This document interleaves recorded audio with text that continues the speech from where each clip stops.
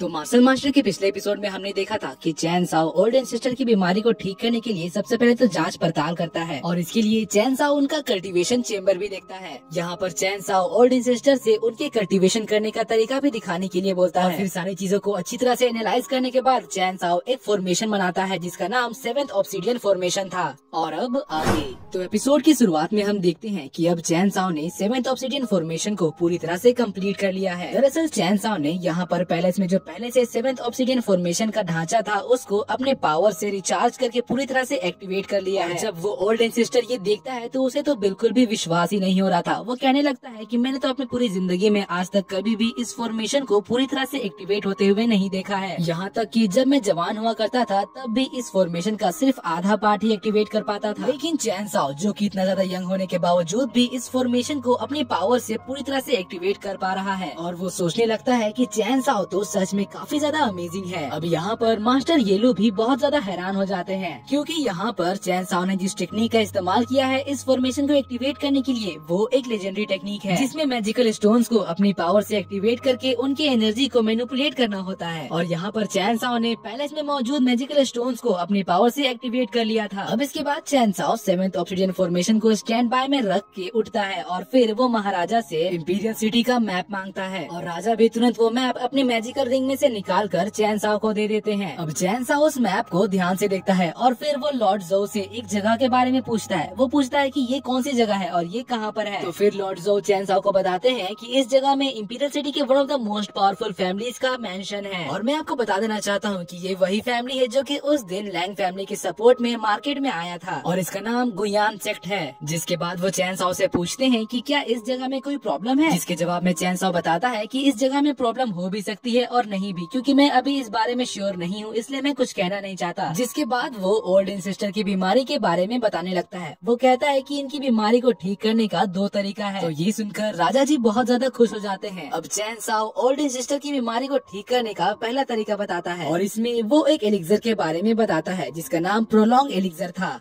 ये सुनकर वहाँ पर सभी लोग हैरान हो गए थे क्योंकि ये एलिक्सर एक लेजेंडरी एलिक्सर था। और जब चैन साओ इसको बनाने के लिए जो मटेरियल्स लगेंगे उनका नाम बोलता है तो फिर ये सुनकर महाराजा के तो होश ही उड़ जाते हैं क्योंकि यहाँ पर चैन साओ ने जिन मटेरियल्स का नाम लिया था वो सभी मटेरियल्स बहुत ज्यादा रेयर है और उनको ढूंढना काफी ज्यादा मुश्किल है। तो महाराजा सोचने लग जाते हैं कि उन सभी मटेरियल्स को ढूंढने में तो काफी ज्यादा समय लग जाएगा और इसीलिए अब वो चैन साओ से दूसरे तरीके के बारे में पूछते हैं। तो चैन साओ उन्हें बताता है कि इसके लिए उन्हें मार्शल किंग लेवल 7 से ब्रेक थ्रू करना होगा और जैसे ही वो मार्शल किंग लेवल 7 से ब्रेक थ्रू कर लेते हैं उनकी वाइटलिटी रिस्टोर हो जाएगी और लाइफ लॉन्गेटिविटी बढ़ने के साथ साथ उनकी सारी इंजरीज भी हील हो जाएंगी। अब ये सुनकर महाराजा कहने लगते हैं कि मास्टर चैन साओ आपने यहाँ पर जो 2 तरीकों के बारे में बताया है वो दोनों ही तरीके मुझे बहुत ज्यादा डिफिकल्ट लग रहे हैं। और बात करें मार्शल किंग लेवल 7 के रेल्म से ब्रेक थ्रू करने का तो वो अभी ओल्ड एंसेस्टर के लिए करना काफी ज्यादा डिफिकल्ट होगा। तो इस पर चैन साओ कहता है कि नहीं नहीं, मुझे तो लगता है कि वो दोनों ही तरीके बहुत ज्यादा आसान है। अब ये सुनकर महाराजा पूछते हैं कि क्या आपके पास वो प्रोलॉन्ग एलिक्सर है, जिसके जवाब में चैन साओ कहता है कि मेरे पास वो प्रोलॉन्ग एलिक्सर तो नहीं है लेकिन मैं आपके ओल्ड एंसेस्टर को मार्शल किंग लेवल 7 के रेल्म से ब्रेक थ्रू करने में मदद कर सकता हूँ। अब यहाँ पर चैन साओ की इस बात को सुनकर सभी लोग बहुत ही ज्यादा हैरान हो जाते हैं। ओल्ड मैन लियू ताई तो खड़े होकर चैन साओ से पूछने लगते हैं कि क्या ये सच है, क्या आप सच में मुझे मार्शल किंग लेवल 7 में ब्रेक थ्रू करवा पाओगे। जिस पर चैन साओ बोलता है कि वो तो आप पर डिपेंड करता है कि आपकी जीवन जीने की कितनी इच्छा बाकी है, लेकिन मैं चाहता हूँ कि इस काम के लिए आप सभी मेरे सारे ऑर्डर्स को फॉलो करें, वो भी बिना किसी सवाल जवाब के। तो फिर सभी लोग चैन साओ की इस बात से एग्री हो जाते हैं और फिर वो सभी चैन साओ से कहते हैं कि जी मास्टर, हम आपके सारे ऑर्डर्स फॉलो करने के लिए तैयार हैं। जिसके बाद चैन साओ एक पेपर निकाल कर उन सारे मटेरियल्स का नाम लिख देता है जो कि उन्हें कल्टीवेशन के टाइम जरूरत पड़ेगी और उस पेपर को वो महाराजा को दे देता है और कहता है कि जल्द से जल्द इन सारी चीजों का बंदोबस्त कराइए और साथ ही मैं चाहता हूँ कि आप एक 10 मीटर का रूइंग चेन का भी इंतजाम करवाएं। तो ये सुनकर महाराज चैन साओ से पूछने लगते हैं कि मास्टर, आपको ये रूइंग चेन क्यों चाहिए। जिस पर चैन साओ साफ उनसे कह देता है कि मैंने तुमसे पहले ही कहा था ना कि इस प्रोसेस में मुझे कोई सवाल जवाब नहीं चाहिए और इस बात पर आप सभी ने एग्री किया था, लेकिन ऐसा लगता है कि आप इस बात को भूल चुके हो। तो ये देखकर ओल्ड एंसेस्टर आगे आ जाते हैं और फिर वो महाराज से कहने लगते हैं कि आखिर तुम इतना सवाल जवाब क्यों कर रहे हो, मुझे मास्टर चैन साओ पर पूरा भरोसा है, ये मुझे हार्म नहीं करेंगे। जिस पर महाराज कहते हैं कि जी जरूर, मैं अभी जाकर इन सारी चीजों का बंदोबस्त करवाता हूँ। जिसके बाद सी सीन चेंज होता है और हम देखते हैं कि अब महाराज वो सारे मटेरियल्स लेकर आ गए हैं जो कि चैन साओ ने उन्हें लाने के लिए कहा था। और चैन साओ भी पिल रिफाइनिंग करना शुरू कर देता है और इसमें वो लॉर्ड जो से भी मदद करने के लिए कहता है। अब रिफाइनिंग करने के दौरान जब लॉर्ड जो उन मटेरियल्स को देखता है तो फिर वो सोच में पड़ जाता है। वो कहने लगता है कि ये सारे मटेरियल्स तो अब फोर्टिस बनाने के लिए इस्तेमाल किए जाते हैं, तो फिर आखिर यहाँ पर चैन साओ करना क्या चाहता है। और फिर थोड़ी ही देर के बाद चैन साओ लॉर्ड जो की मदद से उन सारे मटेरियल्स को रिफाइन करके एक पिल बना लेता है। इस पिल की स्मेल बहुत ज्यादा स्ट्रॉन्ग थी जिससे कि यहाँ पर मौजूद सभी मास्टर्स की हालत खराब होने लगती है। इसीलिए फिर महाराजा चैन साओ से पूछने लगते हैं कि मास्टर आखिर आपने यहाँ पर किस तरह का पिल बनाया है, क्योंकि इस पिल को सूंघने से ही हमारे बॉडी की ब्लड एक्सेलरेट हो जा रही है। जिस पर चैन साओ कहता है कि हाँ, ये बात मैं जानता हूँ क्योंकि ये पिल एक बहुत ही खास तरह की मेडिसिन है जिसको ज्यादा सूंघने से आप सबके लिए खराबी हो सकती है। तो मेरी सलाह यही रहेगी कि आप सभी थोड़ी देर के लिए अपनी सांसें रोक लीजिए। तो सभी ऐसा ही करते हैं, जिसके बाद फिर चैन साओ ओल्डन सिस्टर को बोलता है कि अब आप जल्दी से इस पिल को खा लीजिए। लेकिन ओल्डन सिस्टर इस पिल को खाने से थोड़ा घबरा रहे थे। वो चैन साओ से कहते हैं कि मास्टर, मुझे आप पर पूरा भरोसा है और मैं जानता हूँ कि ये पिल बहुत ही ज्यादा हाई लेवल का है, लेकिन सच बताऊँ तो मुझे इस पिल को खाने से डर लग रहा है। मुझे लगता है कि इस पिल को खाने के बाद मैं मर सकता हूँ। अब इस पर चैन साओ उनसे कहता है कि अगर आप इसको खाना नहीं चाहते हैं तो फिर मैं आपको खिलाऊंगा। और इसके लिए चैन साओ उनको अपनी मैजिक से बांध देता है और फिर उनके मुंह में वो पिल डाल देता है। और उस पिल को खाने के थोड़ी देर के बाद ही ओल्डन सिस्टर के बॉडी में एनर्जी का फ्लो बढ़ जाता है। और ये देखकर वहाँ पर सभी लोग बहुत ज्यादा हैरान हो रहे थे।